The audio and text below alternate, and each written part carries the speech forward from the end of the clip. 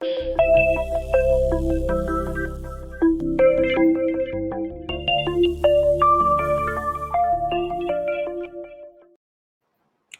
guys, welcome to another episode of Insights with me, Dean Shams. Hey, what's going on? All right. I'm sure by now you have gotten used to working from home, right? But if you're like me, you probably have been struggling with a lot of distractions and trying to keep on track with your work. But I realized that I can be very busy but not very productive. So I've been thinking about this problem for a long time, ever since lockdown happened. How can I be productive? So I know if I have a problem, someone else out there within my contacts would have had that same problem and have solved it already. So I looked at my contact and bam, I knew just the right person to help me. So let me bring him into the studio. Hello. Hey, Gerald. Hi, Dean. Thank you very much for Hey, having me here. problem. It's a pleasure. All right, Gerald. Gerald is the man who moved from being laid back to disciplined driver of operational excellence. This sounds like a big deal, all right, Gerald? Well, huge, very It is huge. What a long name. huge deal. Yes. All right. So you have extensive experience in organizational learning development, enabling change, developing leadership. So Yep. who better to share with us your skills, your insights on this thing, becoming disciplined, becoming productive, right? Mm, All right. So let me ask you. Okay. So I was talking to you right the other day, and you yeah, mentioned that you once saw yourself as lazy and just not good enough, and even yeah, people called you lazy. But now mm, you're often recognized as a very disciplined person. yeah. So we all want to know what is the transformation you made. Well, thank you very much for giving me this opportunity. The No worries. transformation was actually quite huge for me. Started out with people thinking that I was kind of lazy, can't really get to my outcome. But then Oh. certain things changed along the way. And Mm, that was where I started to see myself as being somebody who needs to reach the outcome. And therefore, my routines started changing. Routines in terms of waking up early, in terms of getting work done, and also getting work done effectively and quality work. And that was how certain things started to change for me.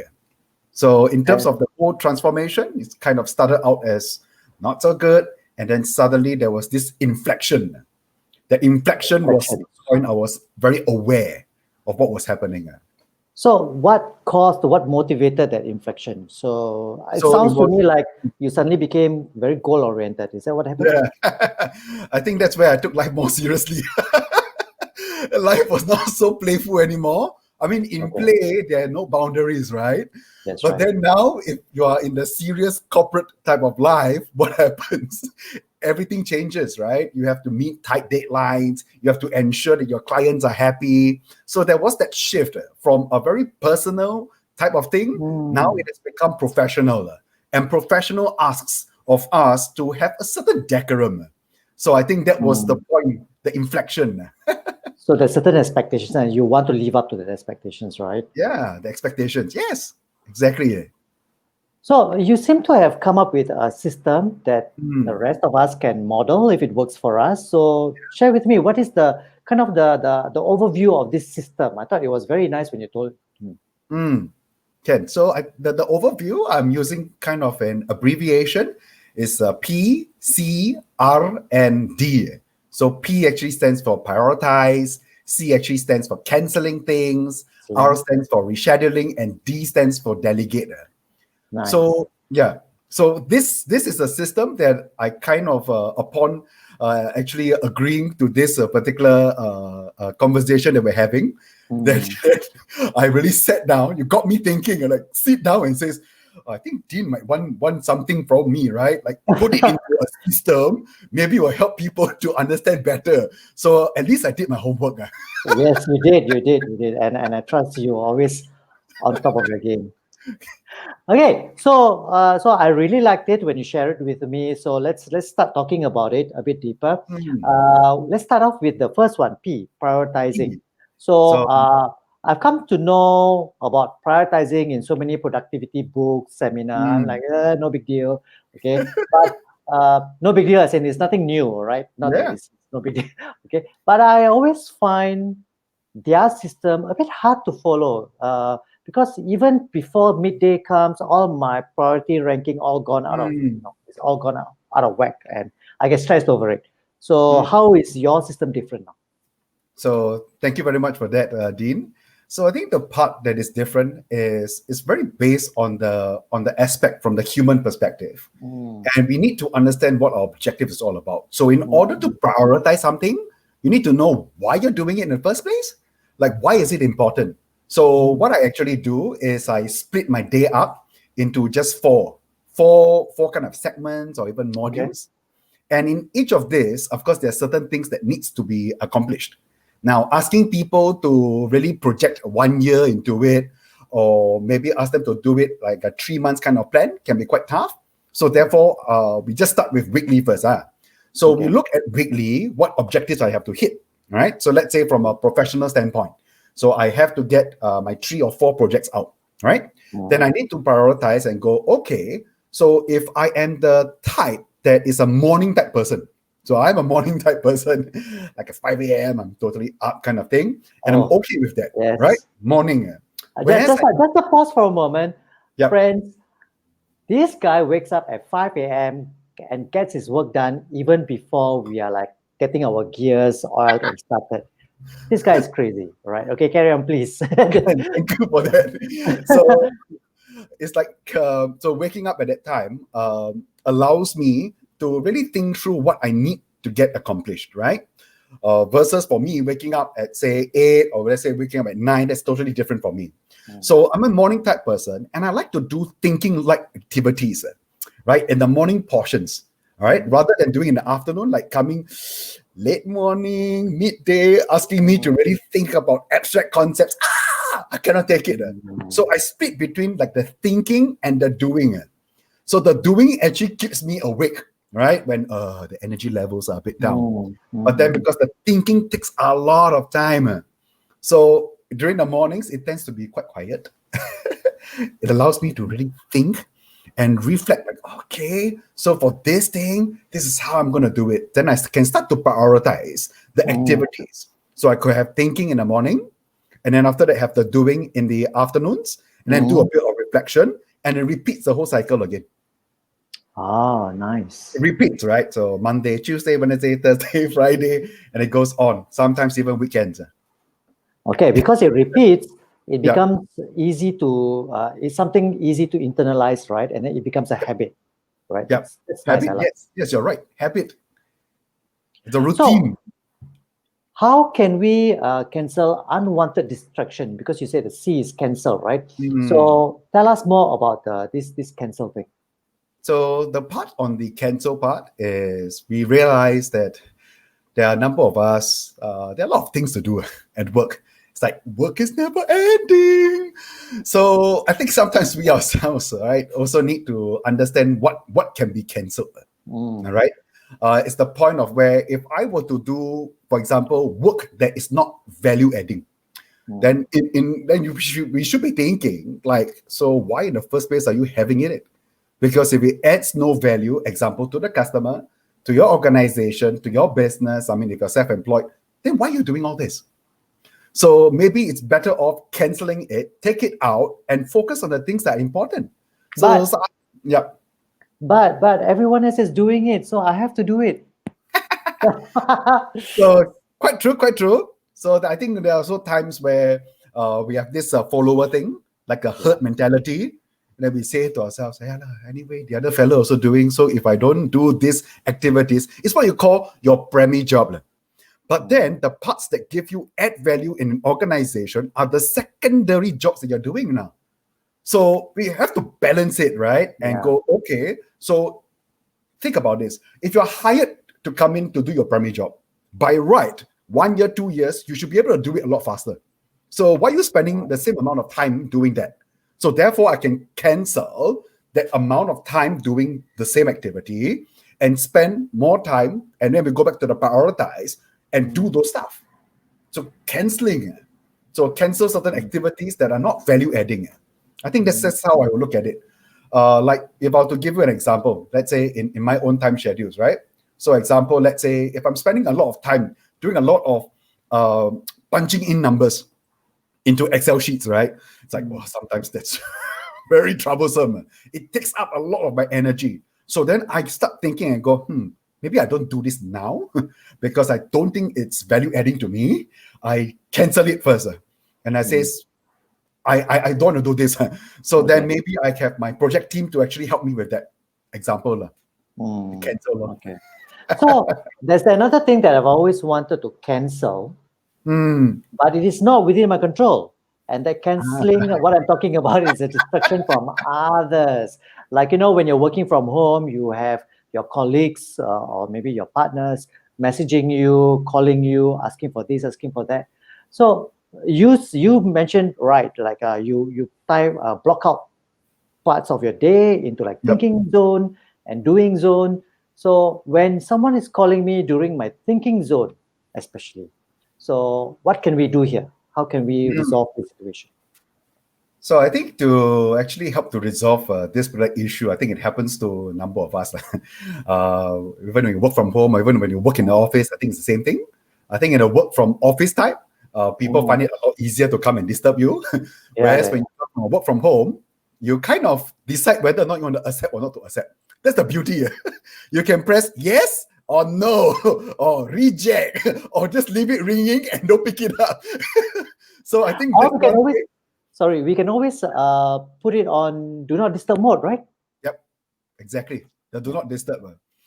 But of course, again, right, it may not bode very well if you're always seen as do not disturb. Yeah, They will think you're anti-social. So I think that's where I think people who are probably contacting you would kind of know your work style. So normally what I would do, let's say with my own project teams, is to actually let them know beforehand what are things that I have to accomplish and when is a good time slot if you really need to get me. And if it's really urgent, message me on WhatsApp or, for example, in my organization is using Teams. Message me first. Then at least I can, I stop, compartmentalize and okay, then I can deal with that. You kind of like freeze it first and then go to this. Because sometimes you're in thought, you see. Yeah. And you don't want that pattern, the thought pattern to kind of break, right? Okay. Yeah. Now there's a problem. I want to give you another problem. Wow. What if I have tons of job to do, tasks to do, and I can't afford to cancel any of them because they're given to me by my boss? So are you trying to tell me that whatever he asked me or she asked me to do is not important, that I can just take it out? I'm dead, man. Yeah, man. So I think like from bosses wise, I'm very sure that certain assignments or projects that are given, they're probably of utmost importance. If not, I think there's no reason why they are not like, saying, okay, let's do it to another day. So probably in terms of deadlines, right? So I think from employees' point of view, it's important for you to sometimes raise things up on what is the impact. So example, let's say the boss were to give 4 projects, but you have this one pending project that maybe the deadline is in 2 days' time. And you have no choice because the client is already breathing down your neck. You've got to get it done. This is really getting our, it's a $500,000 deal or $1 million deal. And if I have to look at your 4 projects, it might not even hit the 500,000. So then I'm thinking on behalf of the organization and go, we cannot screw this up. I got to have my 100% in here, but then I got to be thinking, in order to get your 4 things done, that means I might need to put in extra hours, which I'm okay with. Right? So I think on one part, you can do that. Let the boss know the impact of certain things, right? The second way is if everything is all urgent, right? The whole scenario. Everything is all urgent. Again, no matter how urgent things are, there will always be that 1 or 2 things more urgent than the rest. Absolutely. So then you need to go back into that whole thing again. And it's like, so what's your objective? What do you really want to do here? Do you want to really get the high value things out done fast or the low value? But even if, let's say, if the low value items, but yet they're very easy to do, because these are things you're very used to. Then I say, actually can. So I leave this for the big project. I leave it maybe 2 hours later, and I do this first because I know I can get it done in 2 hours. Then you must keep to it. You cannot elongate the time and go, because I take this amount of time to do this. So therefore, the big project, if anything screws up, it's not my problem. It's my boss' problem. Okay. What I hear you saying is that there must be a lot of negotiation happening, right? So it could be internal negotiation, or Yep. you have to talk it out with your boss to kind of prioritize. So your P comes back into play, right? Yes. That you have to prioritize within that whole do not cancel list of tasks that we have to do. Yeah. Very true. Very, very true.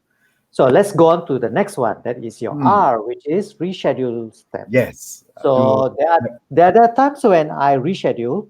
And what I notice is I keep rescheduling that task.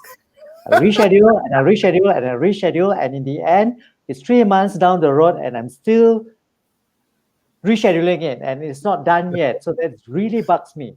So what do you suggest we can do to prevent this thing from happening? So I think this is a very real thing that happens. Okay. If I just give you an example, it's just like you paying bills versus receiving money. So it's like paying bills, we probably reschedule, and then we push it all the way to the end. And then if you want to collect your own money for your own salary, very fast. This one cannot reschedule. You must get it done now. So I think this really illuminates the entire concept of rescheduling. And the part that comes back to me is about importance again. That if you can actually choose to reschedule so much, what does it actually mean? It actually means it's actually not that important for it to be rescheduled so many times. So example, right? Let's say if it's a very personal example, like maybe getting a present for Christmas for a friend.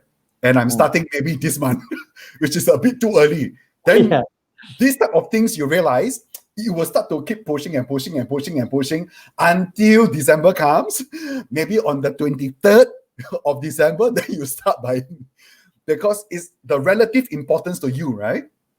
But if let's say, if the item itself actually impacts, example, right, in your professional life, impacts your job, I don't think you'll reschedule it. I really don't think so.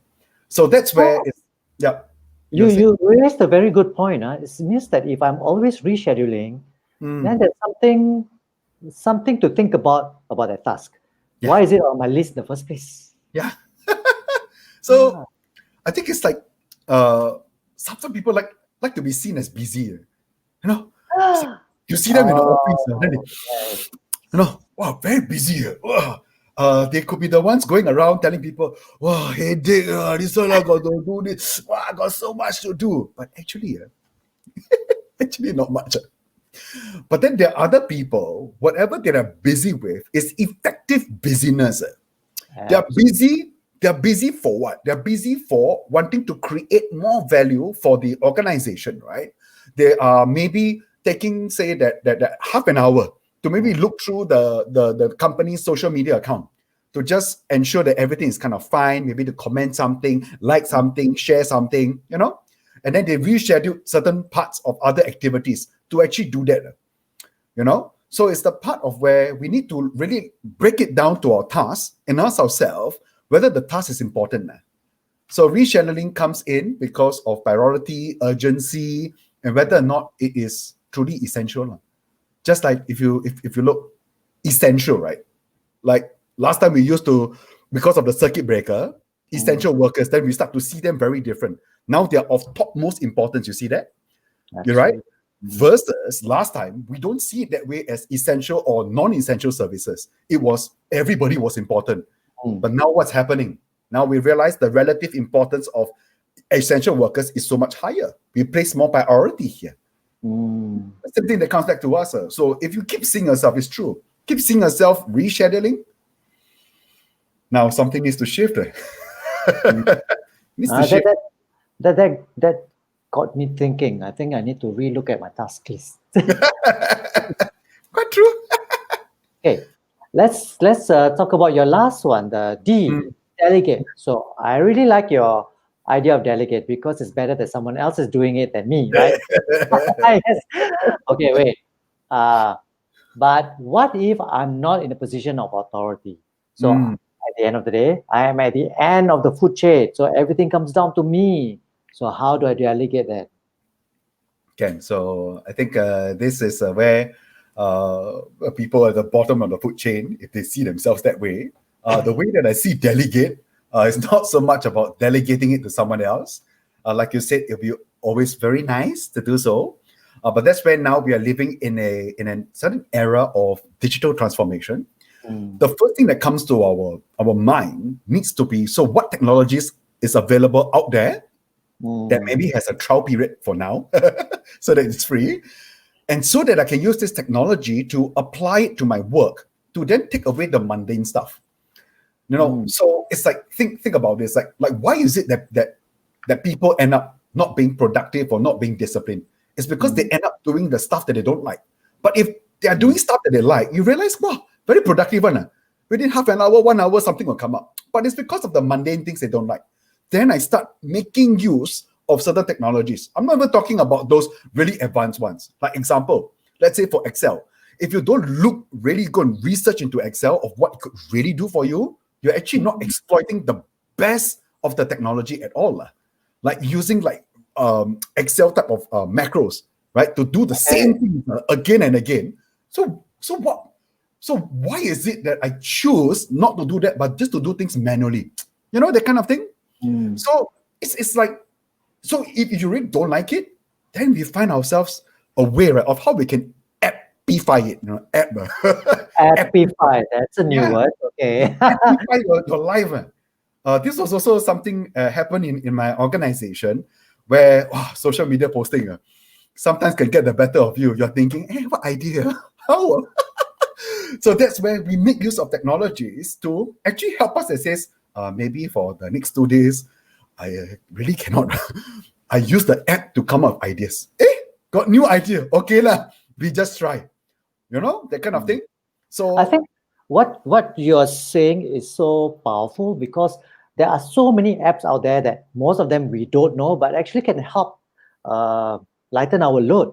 I mean, yeah, I personally subscribe to a lot of apps, and it really does like what in terms of time spent on the task. What I could be doing for 3 hours, I end up doing it in 30 minutes, yeah. and that's really powerful. And I think it's the point, right, of where, if let's say something's very tough, right, like for example learning new things. Wow, I mean, now Mm, it's like the whole thing, right, learn new things. yeah. So if it becomes very tough, then I want to make it easier for myself. Yeah, right. So what do? First, go to some app, because somebody would have done all the work for me so that I can benefit. And if I find value, then I pay a little bit. I think it's okay. It's on top Especially value. when the task is repetitive, like the process is always the same, right? And just the input is different. Yeah. Yeah, I think actually what you said also, the next thing you said was also very, very important, is that we always wait for our organization to invest in those apps Yep. when we could do it for ourselves and make ourselves a more productive employee or boss or whatever role that we are playing, right? Exactly. I think to add on to the point is, if let's say as an employee, right? So think about this. If I'm at the bottom of the food chain, then I'm thinking about it like, so why in the world should I care so much about the organization? Because I'm at the end of the food chain. But what if this employee decides and says, okay, maybe I just want to track how many times people visit our company's website. Example, Mm, right? mm, He or she goes and tracks it, and then starts coming up with his or her own interpretation and analyzes the data, give it up to the team lead and says, I think we might need to improve on this, and this. Wow, mm. totally different mindset. Something along those lines. that's your system. You say, okay, let's relook at it. It's PC RD. RD, So yes. prioritizing, I can remember. Prioritizing That's the memory. and rescheduling. C Cancel, cancel, and cancel. D is delegate. Delegate. You Yes. got it right. You get 100 points. Okay. So now it's all very structured, very Yeah. nice. But what about people who likes to kind of flow? So they like to Ah, they don't like to work, or not say they don't like to work in a structured manner, but rather yeah. it's their style. They find it very restrictive when they work in a structured manner. So Mm. how can we adapt your style or your system to someone like that? So I think this is also another very real thing. So I also have got relationships with people who are high creatives, and that's where sometimes I myself do struggle with it. But how is it that I actually deal with that? To use the system is to always look at the context, because the beautiful thing about this particular system of the P, C, R, and D, it is very based off how you define it. So, example, I could define priority as relative importance to amount of value I provide to organization. But Okay. maybe to you, priority could be that your family comes first. Then you realize it's going to fit you. So, example, let's say maybe somebody is wanting to come up with certain inspiration or certain ideas, right? Mm. Now, if let's say if it's me and I want to force the idea out and it says in 45 minutes you better get it done, Gerald. You better come up with an idea. So maybe that works very well for me, because then I can squeeze it and go squeeze all the juices and yeah, and then the idea comes out. But it may not be the most creative idea. Now, on the other part, think about this from creatives, right? How do we then first define a person who's creative?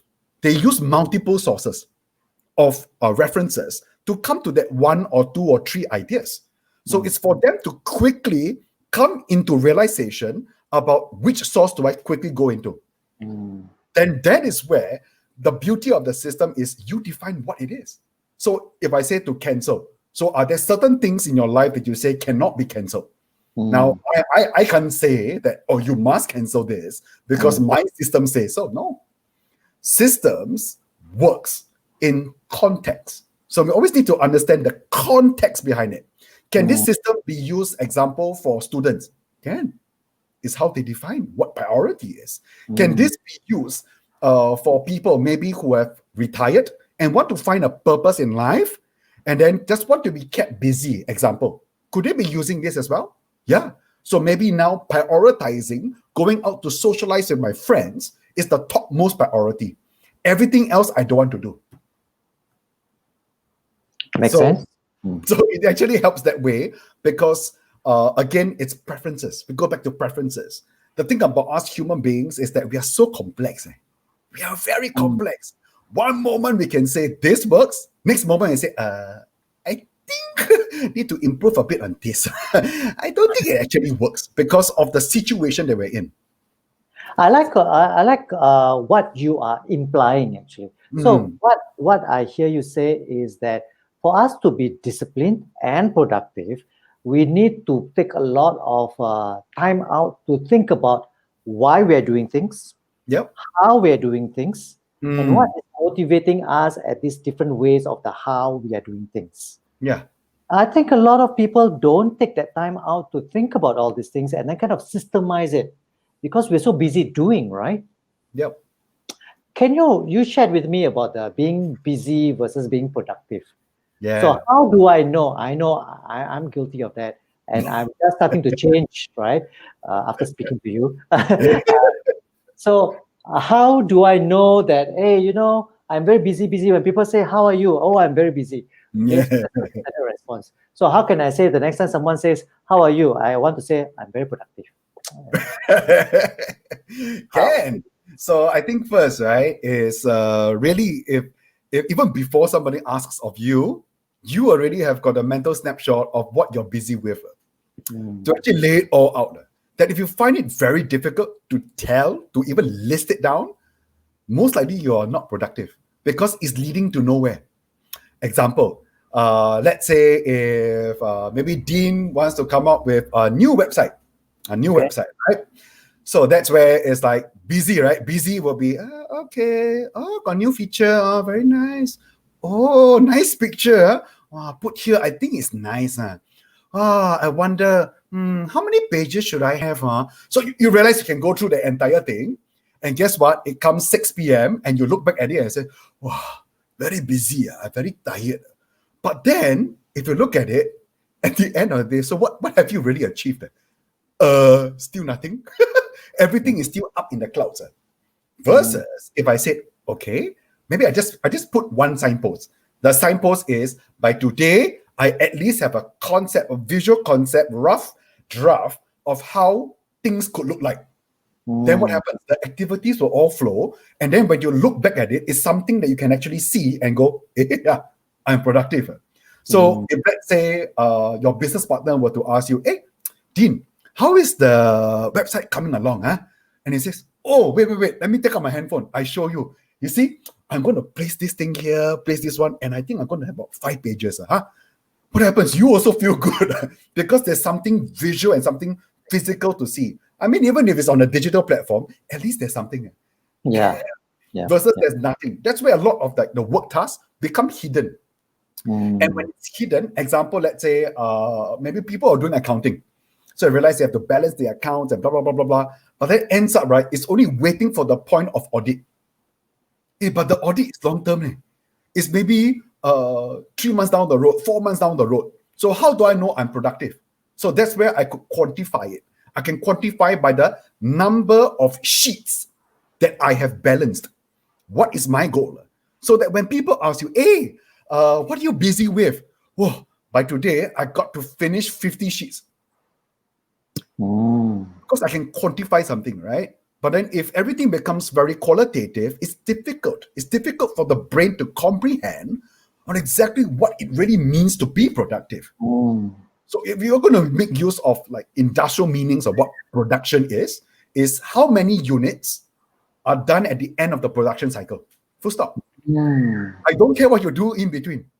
Am I getting 40 units? Am I getting 50 units? Or am I only getting 20 units? And that's how I measure whether or not a person is productive or the line is productive. Flip it back, right? Flip it back into personal life. And So I it seems go, like we need to be productive. We need to be very outcome driven and mm, not, I mean, like, it's good to be process driven, yep, but we know we must tell ourselves, at the end of this, I need to get XYZ done. yeah, yeah, We need to know what we are working towards. yeah. Which it lies back into your rationale, your raison d'etre, your reason for existence. If you want to go there, but it's a lot Yeah. more of like where in the world you're heading to. You did mention that you always start with the why, right? In the terms Yep, of at the stage of prioritizing. Awesome. yep, So, Gerald, you have given us a lot of things to think about. So, yeah. it's time for us to step out and think about. So, friends, if you want to talk to this awesome guy who's so animated and vibrant, he's always like that. I don't know where he gets his energy from, but yes.